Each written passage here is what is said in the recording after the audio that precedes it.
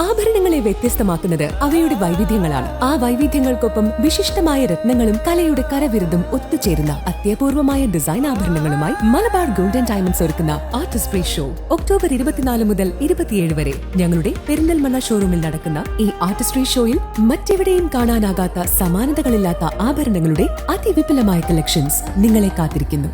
വരൂ, പരിശുദ്ധ സ്വർണത്തിന്റെ ഈ വിസ്മയ വിരുന്നിലേക്ക് നിങ്ങൾക്കേവർക്കും സ്വാഗതം. All Kerala tailors association Irumbiliyam unit convention നടന്നു. AKTA ജില്ലാ സെക്രട്ടറി PD സണ്ണി ഉദ്ഘാടനം ചെയ്തു. All Kerala tailors association Irumbiliyam unit convention Irumbiliyam AMUP സ്കൂളിൽ വെച്ച് നടന്നു. AKTA ജില്ലാ സെക്രട്ടറി PD സണ്ണി ഉദ്ഘാടനം ചെയ്തു. ജില്ലയുടെ ഭാരവാഹിയായിരുന്നു നമ്മുടെ വേലുവേട്ടൻ സംഘടനയുടെ ഭാരവാഹിയായിരിക്കുന്ന കാലഘട്ടത്തിൽ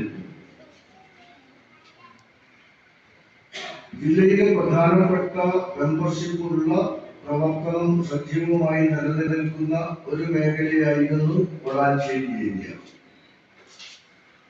പിന്നീട് അവിടെ നിന്ന് വേലുവേട്ടന്റെ മരണശേഷം അതിന്റെ പ്രവർത്തന രംഗത്തുണ്ടായിട്ടുള്ള വൈകല്യങ്ങളുടെ ഭാഗമായി വളരെ ദുർബലമാവുകയും ഒരു പരിധിവരെ തയ്യൽ തൊഴിലാളികൾക്ക് ഈ സംഘടനയുടെ നേതൃത്വത്തിലുള്ള ആളുകളെ വിശ്വാസമില്ലാത്ത ഒരു രീതിയിലേക്ക് മാറുകയും ചെയ്തിട്ടുള്ള ഒരു കാലഘട്ടത്തിൽ നിന്ന് ഇന്ന് ഈ സംഘടനയെ നയിച്ചുകൊണ്ടിരിക്കുന്ന നേതൃത്വം